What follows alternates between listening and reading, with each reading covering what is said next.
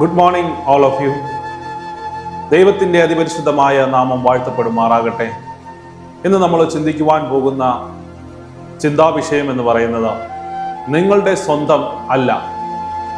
1 കൊരിന്ത്യർക്കെഴുതിയ ലേഖനം 6-ാം അധ്യായം 19-ാമത്തെ വാക്യം ഇപ്രകാരം പറയുന്നു: ദൈവത്തിൻ്റെ ദാനമായി നിങ്ങളിൽ ഇരിക്കുന്ന പരിശുദ്ധാത്മാവിൻ്റെ മന്ദിരമാകുന്നു നിങ്ങളുടെ ശരീരമെന്നും നിങ്ങളെ വിലയ്ക്ക് വാങ്ങിയിരിക്കുകയാൽ നിങ്ങൾ താന്താങ്ങൾക്കുള്ളവരല്ല എന്നും അറിയുന്നില്ലയോ?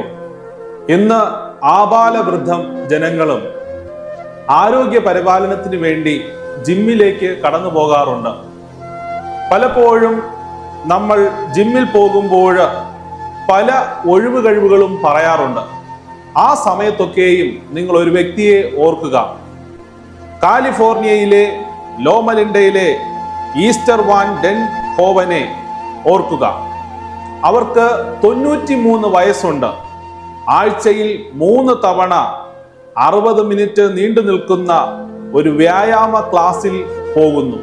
ത്രില്ലിസ്റ്റ് വെബ്സൈറ്റിനോട് തൻ്റെ ദീർഘായുസ് വിശദീകരിച്ചുകൊണ്ട് ഈസ്റ്റർ പറഞ്ഞു: ശുഭാപ്തി വിശ്വാസമുള്ളവരായിരിക്കുക, പുറത്തേക്ക് പോകുക, സമ്മർദ്ദരഹിതമായ ജീവിതം നയിക്കാനും എളുപ്പത്തിൽ ചിരിക്കാനും ശ്രമിക്കുക, പഞ്ചസാരയുടെ ഉപയോഗത്തിൽ നിന്ന് മാറി നിൽക്കുക.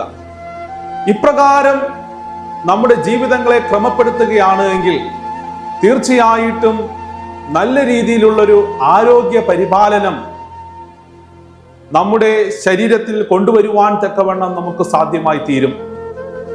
അതുപോലെ തന്നെ പ്രിയ വ്യക്തി ചെയ്തിട്ടുള്ളത്, ദൈവത്തിന്റെ വചനം എന്താണോ അനുശാസിക്കുന്നത് അത് പ്രിയ മകന്റെ ജീവിതത്തിൽ പകർത്തുകയും അതിൻ പ്രകാരം ആരോഗ്യവാനായിട്ട് ജീവിപ്പാൻ തക്കവണ്ണം പ്രിയ മകന് സാധ്യമാകുകയും ചെയ്തു. വാസ്തവത്തിൽ ലോമലിൻഡയിലും പരിസരത്തും ആരോഗ്യ ബോധമുള്ള ധാരാളം ക്രിസ്ത്യാനികളെ കാണുവാൻ തക്കവണ്ണം സാധിക്കും. നാഷണൽ ജിയോഗ്രാഫിക് മാസിക ഈ പട്ടണത്തെ അമേരിക്കയിലെ ഒരേ ഒരു ബ്ലൂ സോൺ എന്ന് വിശേഷിപ്പിച്ചു. കാരണം അവിടെയുള്ള വ്യക്തികൾ ദൈവത്തിന്റെ മാറ്റമില്ലാത്ത വചനത്തിൽ പറയുന്ന ആരോഗ്യ ദൂതുകൾ അവർ അവരുടെ ജീവിതത്തിൽ സ്വായത്തമാക്കുന്നത് കൊണ്ടാണ് അവർക്ക് ദീർഘകാലം ആരോഗ്യപരമായിട്ട് ജീവിപ്പാൻ തക്കവണ്ണം സാധ്യമാകുന്നത്. എന്നാൽ ഇന്ന് ഈ ആധുനിക ലോകത്തിൽ ജീവിക്കുന്ന ഓരോ ജനങ്ങളും അവർ എപ്രകാരമാണ് അവരുടെ ജീവിതശൈലി മുന്നോട്ട് കൊണ്ടുപോകുന്നത്? ഇന്ന് ആശുപത്രികളിൽ ഇടമില്ലാത്ത രീതിയിൽ രോഗങ്ങൾ കൊണ്ട് നിറഞ്ഞിരിക്കുന്നതായിട്ടുള്ള സാഹചര്യത്തിലൂടെയാണ് നാം കടന്നു പോകുന്നത്. കർത്താവിന്റെ വരവ് ഏറ്റവും അടുത്തിരിക്കുന്നതായിട്ടുള്ള ഈ സാഹചര്യത്തിൽ ആരോഗ്യത്തിന് യോളോ എന്ന പദം നിങ്ങൾ ഓർമ്മിച്ചു കൊള്ളുക. യോളോ എന്നാൽ യു ഓൺലി ലീവ് വൺസ്. നമുക്ക് ഒരു പ്രാവശ്യമേ ഈ ലോകത്തിൽ ജീവിപ്പാൻ തക്കവണ്ണം സാധിക്കുകയുള്ളൂ. ഞാൻ എന്തായാലും ഒരിക്കൽ മരിക്കും എന്നുള്ളൊരു മനോഭാവത്തോടു കൂടെയല്ല നാം ജീവിക്കേണ്ടത്.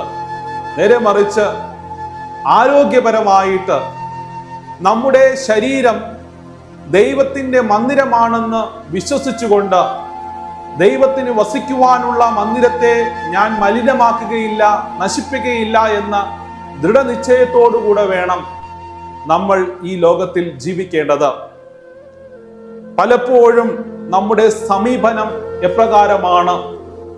ദൈവത്തിന്റെ മാറ്റമില്ലാത്ത വചനം പറയുന്നു, കർത്താവായ യേശു ക്രിസ്തു ഈ ഭൂമിയിലായിരുന്നപ്പോൾ കർത്താവ് എല്ലാവരെയും ആരോഗ്യ പരിപാലനത്തിൽ ശ്രദ്ധിച്ചിരുന്നതായിട്ട് വേദപുസ്തകം നമ്മളെ ഓർമ്മപ്പെടുത്തുന്നു. മത്തായിയുടെ സുവിശേഷം 4-ാം അധ്യായം അതിന്റെ 23-ാമത്തെ വാക്യം ഇപ്രകാരം പറയുന്നു: പിന്നെ യേശു ഗലീലയിലൊക്കെയും ചുറ്റി സഞ്ചരിച്ചുകൊണ്ട് അവരുടെ പള്ളികളിൽ ഉപദേശിക്കുകയും രാജ്യത്തിന്റെ സുവിശേഷം പ്രസംഗിക്കുകയും ജനത്തിലുള്ള സകല ദീനത്തെയും വ്യാധിയെയും സൗഖ്യമാക്കുകയും ചെയ്തു. കാരണം ആളുകളെ സുവിശേഷം പഠിപ്പിക്കുക മാത്രമല്ല, കർത്താവ് അവരുടെ ആരോഗ്യ പരിപാലനത്തിലും ശ്രദ്ധിച്ചിരുന്നതായിട്ട് കാണുവാൻ തക്കവണ്ണം സാധിക്കുന്നു. നാം ഈ ലോകത്തിൽ ജീവിക്കുമ്പോൾ നമ്മുടെ ആരോഗ്യ പരിപാലനം എപ്രകാരമാണ്, നമ്മുടെ ജീവിതം എപ്രകാരമാണ് നാം മുന്നോട്ട് നയിക്കുന്നത്? വേദപുസ്തകം പറയുന്നതനുസരിച്ച് ഭക്ഷണക്രമമാണോ നാം സ്വീകരിക്കുന്നത്? അതോ നമ്മുടേതായിട്ടുള്ള ചിന്താഗതിയിൽ തോന്നിയതുപോലെയാണോ നമ്മുടെ ഭക്ഷണക്രമങ്ങൾ നാം ക്രമീകരിക്കുന്നത് എന്ന് ഓർക്കുക. ദൈവത്തിന്റെ മാറ്റമില്ലാത്ത വചനം പറയുന്നു, നിങ്ങളുടെ ശരീരം ദൈവത്തിന്റെ മന്ദിരമാകുന്നു. അപ്രകാരം ചിന്തിച്ചുകൊണ്ട് നമ്മുടെ ജീവിതങ്ങളെ ക്രമപ്പെടുത്തുക. ദൈവം നല്ലൊരു ദിവസം നിങ്ങൾക്ക് നൽകുമാറാകട്ടെ എന്ന് പറഞ്ഞുകൊണ്ട് ഞാൻ എൻ്റെ വാക്കുകൾ ഉപസംഹരിക്കുന്നു. നമുക്കൊരു നിമിഷം കണ്ണുകളടയ്ക്കാം, പ്രാർത്ഥിക്കാം.